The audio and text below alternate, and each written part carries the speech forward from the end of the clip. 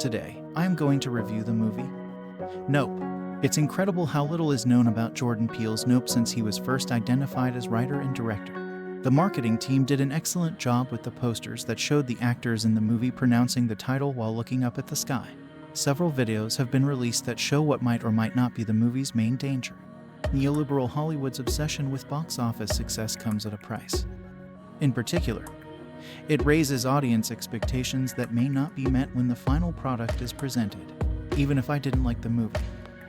This always generates a ton of uninteresting think pieces and whiny Twitter comments. I've always had grudging respect for a director who refuses to meet audience expectations, even if that viewer is yours truly, even though I've never been a fan of David Lynch's work.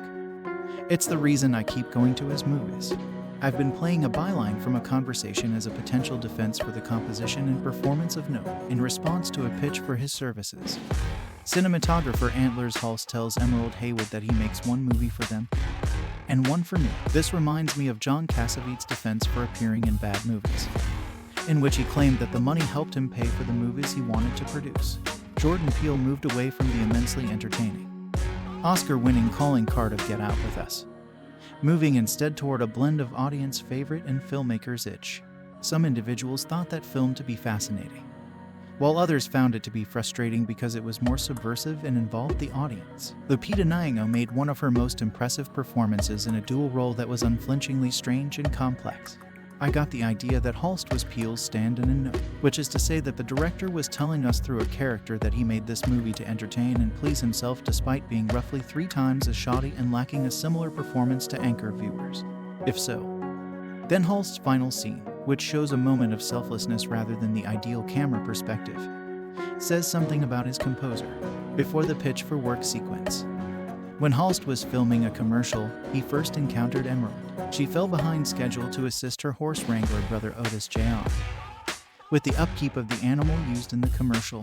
The shoot doesn't work out, but not before Peele drops some pointers that will help viewers navigate the confusing atmosphere he has built for us to become lost in. Also appearing in a nice cameo is the illustrious Donna. Speaking of appearances, the first scene of Nope has Keith David as Otis Sr., the head of the family company Haywood Hollywood Horses. The Haywood family's ancestors were the first black stuntmen and animal handlers in early Hollywood film production, although that might seem like a pointless addition. Nothing in a Jordan Peele movie is actually pointless. The remaining cast members include Yeun as Jupe, a carnival barker who operates an alien-themed carnival in the same isolated area as the Haywood's ranch, and Perea as Angel, a techie who specializes in surveillance technology and sells it out of a Best Buy copycat store called Fry's. Jupe is a survivor of a horrifying bizarre accident that occurred on a television program that for the first time ever featured a specific breed of animal. Angel is asked to set up pricey cameras on the Haywood property so that Otis and Emerald can be the first to get the opera shot of a certain incident I won't divulge. Being the first to do something attracts lots of interest.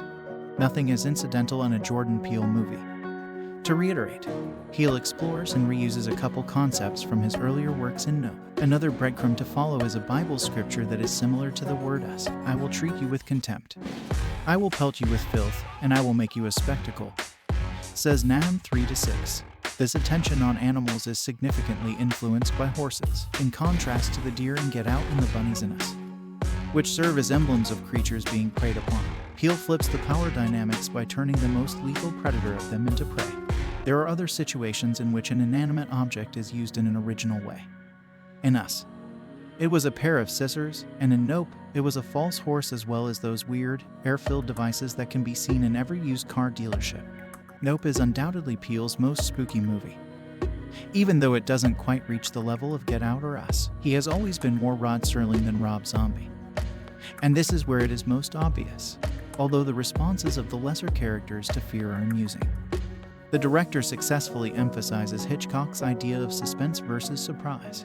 Waiting for something unpleasant to happen is always worse than waiting for it to happen. Peele also demonstrates his mastery of deceit by providing us little cues that something is amiss or by concealing the most horrible acts of violence from our view. I'll never get tired of watching horror movies with black heroes that aren't just props for whatever it is that's murdering everyone. Plus this one has a fantastic sound mix, in addition to giving solid performances for Peele. Kaluuya and Palmer convincingly handle the sibling component with all of its ingrained rivalries, inside jokes, and routines dependent on who is older, with his tremendous voice. Wincott is a force of nature, although Yeun initially comes across as awkward in the movie's weak link. The more I thought about his plot, the more sense his performance made. He is, in my opinion, the biggest breadcrumb in the movie in terms of comprehension, to put it mildly. The special effects are fascinating. The truth is that Nope has a predictable ending that the majority of viewers would probably find more satisfying if the journey had been more consistent with the standard methods of telling these stories. After my IMAX screening, there was some audience acclaim, but I also overheard a lot of criticism. Call me a sadist if you must. But this is my favored method of audience reaction. A particularly furious man shouted.